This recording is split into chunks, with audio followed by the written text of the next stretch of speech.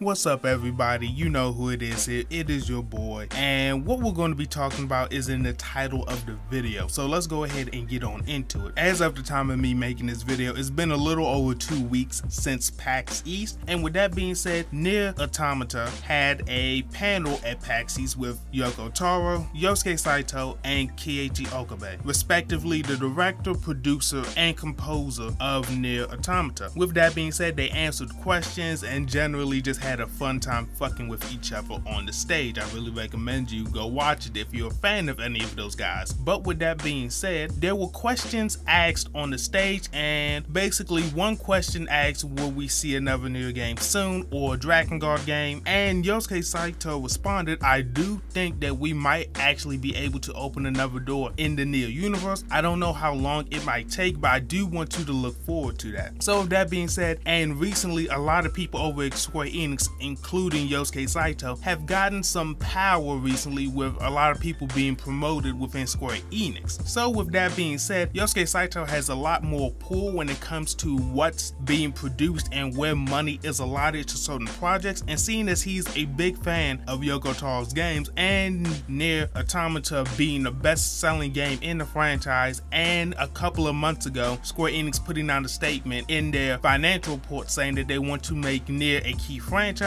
aka Drakengard/Nier being a key franchise, all the signs likely point to another installment within this series. Whether that is Drakengard 4, a remaster of Nier Gestalt/Replicant, or a full-on remake of Drakengard 1, we don't know. But there's a whole bunch of different ways that they could take this series, and in this video I just wanted to list off a couple. And if you wanted me to expand on any of these side stories or any of these stories that we possibly could explore in the Draken/Nier series, let me know and I will do them in separate videos. But right now I just want to go off and list a couple of things. So far as the Drakengard side goes, for example, Brother 1, who is the brother/clone of 1, the intoner from Drakengard 3, I would like to see a game of his descendants and how eventually the cult of the Watchers went from an organization trying to protect the seeds of resurrection to becoming an organization that basically wants to destroy the whole world. And I would like a game where we possibly go through different descendants of his at different points in their life, which eventually changed the whole cult as a whole, which I would think would be a very interesting game. Moving onward, the flower that actually made Zero an intoner and kind of started off all of the events that happened in Drakengard 3 leading into Drakengard 1. We don't really know what the flower is. It could be a form of one of the angels that descended, which are basically the Watchers, and maybe it took form and uprooted inside of Zero, and that's what the flower is. But I would like to see maybe a side story or either a game explaining the origins of the flower, because at the end of the day we still don't know what exactly it is. We just have possible theories about what it could be. Next, the Queen Beast and the Watchers themselves. We know that the Queen Beast and the Watchers are basically fallen angels that descended into Midgard to basically mate with humans. But with that being said, we don't know why they descended. Were they actually exiled? And what was their purpose in mating with humans to kind of destroy the world? We don't really know what the Watchers and the Queen Beast's origins again are. Is the Queen Beast that we see in Drakengard 1 possibly one of the intoners? We don't know. It could be, but possibly not,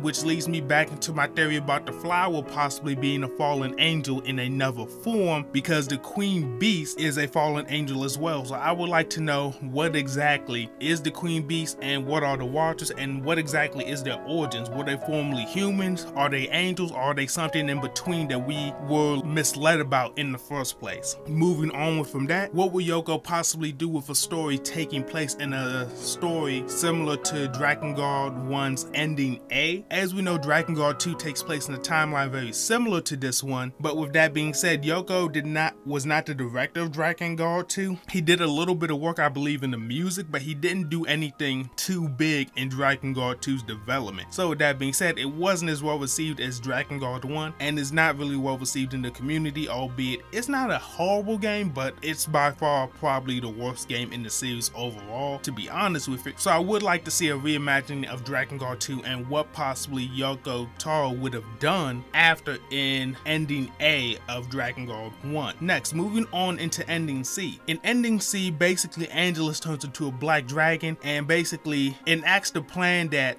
turns dragons on humanity, and basically dragons then again want to destroy the world. So again, I would like to see maybe a game or even a small bit of DLC in a world where dragons and humans are going straight up against each other. I don't know how it would necessarily work. With Cain, would he get a new Pax Beast? Would other beasts rise to the occasion? Would the Watchers even come into play in that timeline? I would love to see what would happen in that timeline, if only for a little bit or through a side manga or story. And last but not least, as far as the Drakengard stuff goes, I would like to see some more of Accord.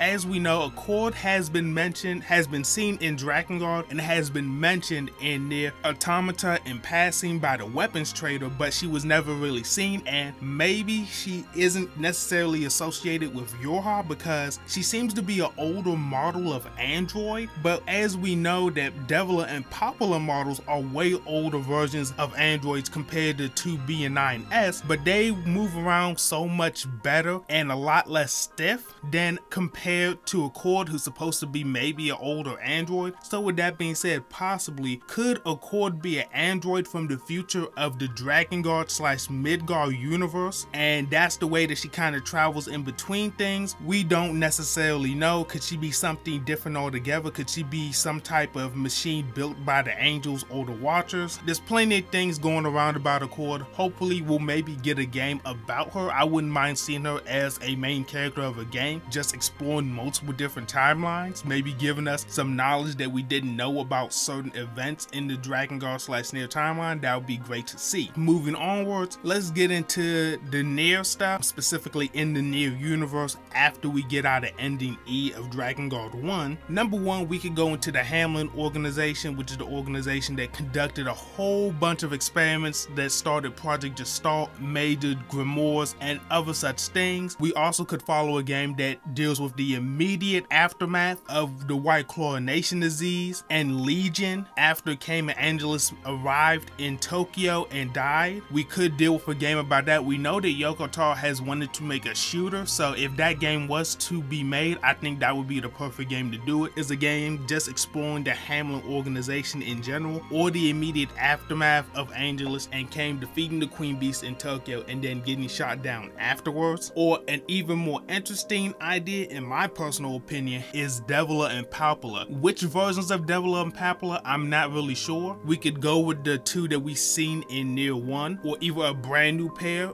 from when they were first born to maybe a certain point in their life where they both die, or we could explore the Devila and Popola that we met in Nier Automata and see their journey about how they dealt with things after their other versions of themselves basically screwed everybody else and made them hated for years upon years, like just walking the earth being hated by every other android in existence. That would be another game that I would definitely like to see. Devila and Popola are characters that people definitely care about, they definitely love, and even if we don't ever get a full game about them, maybe we could possibly again get a side manga, novella, possibly even some DLC in Nier Automata down the line to maybe get some more details on their time in between the original Devila and Popola basically fucking everybody over and their appearance in Nier Automata. I think that would be a great thing to see, and I think a lot of people would like to do that. And last but not least, starting off a clean slate through Nier Automata's ending D. In ending D of Nier Automata, 9S kills A2, but in the process he gets stabbed as well and he's bleeding out. With that being said, Adam calls out to him and asks him, does he want to join the Ark? There are two options when Adam asks you this question. You can stay there and die, or two, you can choose to join them, basically uploading your consciousness to the Ark. And from there, the Ark shoots off into space, with there basically being nothing else to do on the planet Earth itself, and goes into space and hopefully lands on another planet, or either just floats in space continually for the rest of existence. I don't know. But with that being said, that's an easy way to make a new spin-off series from a series that already has spun off another series